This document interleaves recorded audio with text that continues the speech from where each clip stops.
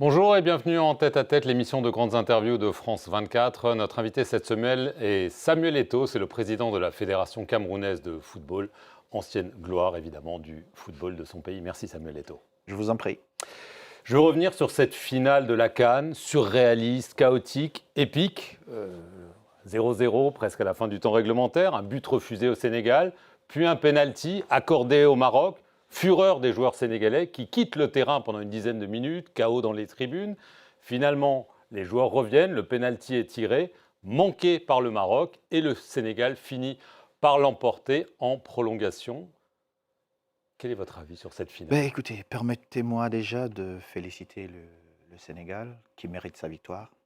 Euh, que ce soit les joueurs, que ce soit les supporters, cette magnifique équipe, ce groupe est allé chercher sa victoire. Maintenant, sur les faits de jeu qui ont marqué cette finale, j'espère que nous allons travailler pour améliorer notre institution afin que nous n'ayons plus ces images. Parce que je pense qu'on aurait pu éviter tout ce qui s'est passé hier.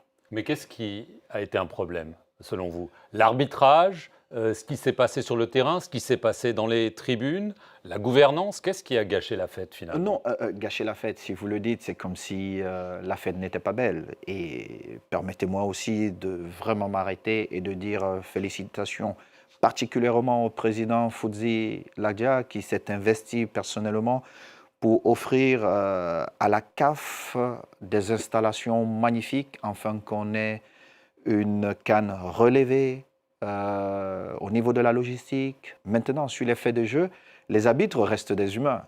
Et je ne souhaite pas venir ici accuser des arbitres, mais il y a eu des faits de jeu qui ont marqué cette CAN à jamais. Maintenant, il revient à la Confédération africaine de football de prendre ses responsabilités et de voir ce qui a moins fonctionné afin de prendre les décisions qui s'imposent pour que nous n'ayons plus d'effets de jeu qui prennent le dessus sur ce qui nous intéresse tous, le jeu. Des faits de jeu, ça veut dire des erreurs d'arbitrage. Ah oui, des erreurs d'arbitrage. Mais n'oubliez pas que les arbitres restent des humains parce qu'ils sont comme vous et moi. Est-ce que vous auriez pris la même décision que le sélectionneur sénégalais qui dit à ses joueurs, au moment du pénalty, on sort du terrain, et ils sortent du terrain pendant 10 minutes, sachant qu'ils auraient pu perdre le match sur tapis vert s'ils n'étaient pas revenus? Est-ce Moi, que c'était une erreur? j'ai été sanctionné à 4 matchs parce que j'ai refusé de prendre cette décision, pardon, parce que, vous savez, les émotions, parfois, ne sont pas contrôlables. Et à un moment donné, pendant notre rencontre Cameroun-Maroc, il y avait beaucoup d'émotions et un de mes compatriotes m'a suggéré de retirer l'équipe. Mais sur un coup de tête, j'aurais pu prendre cette décision-là. Je ne pense pas que je vais accuser le sélectionneur sénégalais. Au contraire, il a eu le courage de défendre son équipe. Il a Il eu a le pris un courage. risque. Il faut prendre ces risques-là. Au final, le Sénégal gagne et c'est ce que je veux retenir. Maintenant, ceux qui sont chargés d'enquêter, de regarder ce qui n'a pas été, prendront leurs responsabilités, mais toujours est-il que il y a des émotions dans un match de football et il faut qu'on comprenne qu'il y a des émotions et tout faire pour que ces émotions ne débordent pas. Et tout faire, c'est quoi? C'est que nous avons peut-être la VAR. Ça ne nous coûte rien d'aller vérifier les faits de jeu et je pense que si à un moment donné, on vérifie les faits de jeu, nos émissions seront beaucoup mieux contrôlées. Est-ce que le capitaine sénégalais Sadio Mané, qu'on a vu rappeler les joueurs, n'a pas peut-être sauvé le Sénégal parce qu'ils ont fini par gagner, mais aussi redoré le blason parce que si on sort du terrain, ça aurait pu être très très grave pour le Écoutez, Sénégal?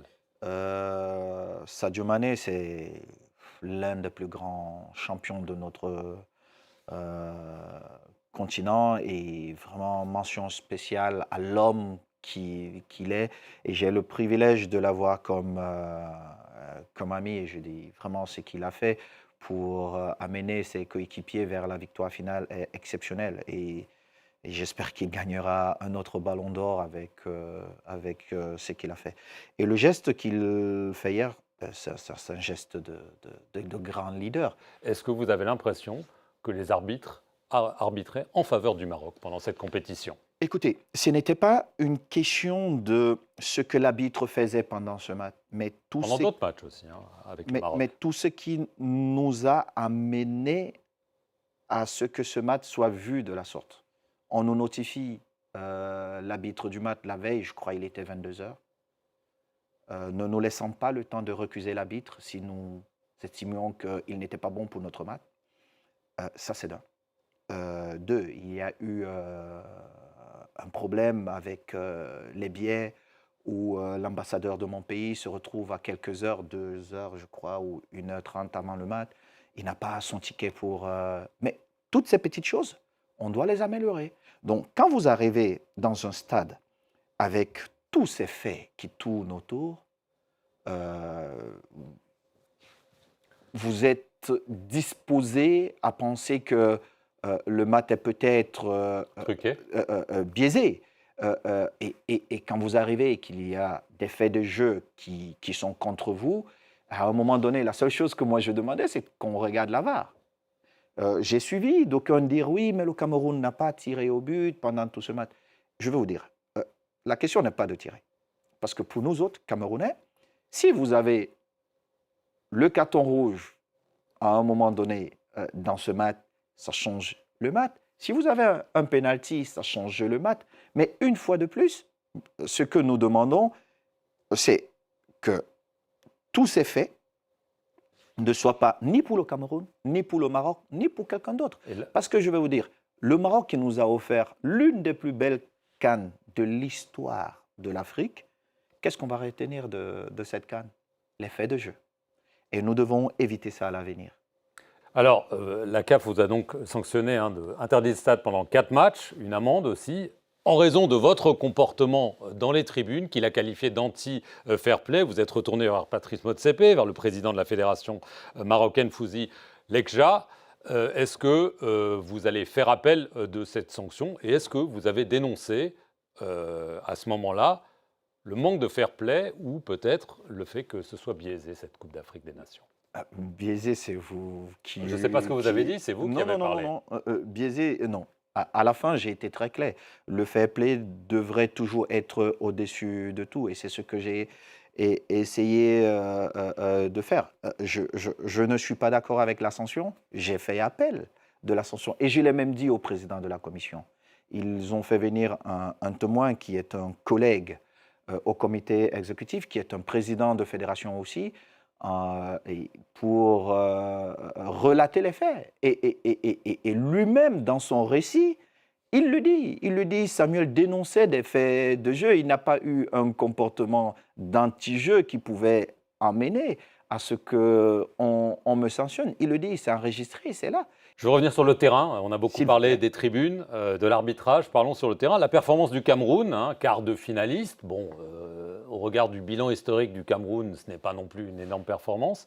Mais avec plus de 2 tiers de l'effectif qui n'avait jamais fait de compétition, est-ce que vous pensez que cette CAN est une réussite? C'est une belle performance, contrairement à ce que vous dites. Et je vais vous dire pourquoi c'est une belle performance. Parce que nous partons de loin, parce que nous ne recherchons seulement pas la victoire finale qui était le trophée, mais vous savez, le Camerounais a un état d'esprit qui est différent qu'on avait perdu depuis quelques années. Et nous sommes contents parce que les Camerounais ont retrouvé cet état d'esprit. Et en 2027. Et je l'ai dit il y a quelque temps, j'ai dit, nous souhaitons voir cette équipe nationale jouer quart de finale, demi-finale, quart de finale, demi-finale, parce que c'est ça le Cameroun. Le minimum, c'est ça, quart de finale, demi-finale, et puis gagner la finale. Parce que vous ne pouvez pas gagner tous les jours, même si nous souhaitons le faire. Mais quand vous avez déjà la possibilité, une continuité de jouer demi-finale, quart de finale, vous êtes là. David Pagou va rester à la tête de la sélection camerounaise jusqu'à la CAN? Ah oui. Nous voulons donner une continuité, une tranquillité aux différents sélectionneurs. Alors, il a été nommé, sauf qu'il y avait un sélectionneur qui avait été nommé par le ministère des Sports, Marc Brice, un Belge. Il a été écarté avant la fin de la compétition. Il continue à être payé par le Cameroun. Il a même touché une prime pour la CAN jusqu'à l'expiration de son contrat en septembre. Comment vous expliquez cette solution surréaliste? Lui dit qu'il a été écarté de façon illégale.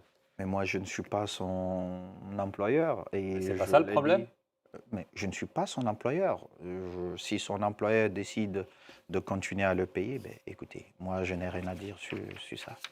Pour vous, il ne reviendra pas. Écoutez, nous sommes la fédération, nous avons pris nos responsabilités et la majorité des Camerounais se retrouvent dans ce que nous avons fait et ça, c'est le plus important. Est-ce que vous demandez au ministre des Sports, Narcisse Mouel Kombi, de ne plus se mêler des affaires de la Fédération camerounaise de football? Française. Non, Ben, française. écoutez, le professeur qui est un parent, qui est quelqu'un d'important dans notre pays, vous n'attendez pas que je vienne ici pour le désavouer, même si nous Il le avons, remettra à sa place. même si nous avons des désaccords. C'est mon patron et puis j'aurai toujours ce respect-là.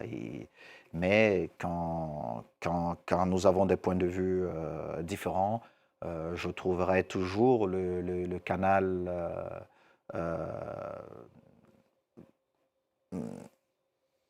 le meilleur canal pour m'exprimer. Vous avez le soutien du chef de l'État, Paul Biya. Celui qui a été élu par les Camerounais, c'est le chef d'État. Donc c'est lui qui a les responsabilités vis-à-vis de tous les Camerounais. Et tout ce que nous pouvons faire, nous devons tout faire pour contribuer à ce qu'il réussisse son mandat. Juste évidemment, la question qui se pose toujours, il a été réélu à 92 ans. Est-ce que vous pensez que ce ne serait pas le moment pour lui de dire c'est mon dernier mandat, je vais passer la main afin que la jeunesse camerounaise puisse trouver un successeur? Je crois que, je vous l'ai dit tout à l'heure, comme pour le ministre des Sports, je ne viens pas ici pour donner mon opinion sur ce que le chef de l'État doit faire ou pas. Ce que je dois faire, c'est de prendre mes responsabilités dans le domaine qui est le mien et contribuer à ce que notre pays continue d'avancer. Bien évidemment, il y a beaucoup de choses à améliorer, mais chacun de nous, dans son domaine, doit prendre ses responsabilités et essayer de faire avancer les choses. Mais vous faites déjà un petit peu de politique, donc ça pourrait éventuellement vous tenter de faire vraiment de la politique un jour, Samuel Eto'o, comme Georges Weah. Mais vous savez, on me prête des intentions partout au Cameroun. Je vous pose une question. Je vous réponds. Au Cameroun, d'aucuns pensent que je souhaite faire cette politique-là à la CAF. D'autres pensent que je travaille pour succéder au président Motsepe. Et d'autres, même à la FIFA, pensent que je travaille pour succéder au président Gianni Infantino. Le plus important pour moi, c'est pas ça. Le plus important pour moi, c'est d'œuvrer afin que les joueurs camerounais, surtout ceux qui sont restés au Cameroun, puissent avoir une vie digne et qu'ils se disent qu'ils ont eu un aîné qui était à la tête de la Fédération camerounaise de football et avec son comité exécutif, a changé les choses. Merci beaucoup Samuel Eto'o d'avoir répondu aux questions de France 24 et merci à vous d'avoir regardé cette émission sur nos antennes.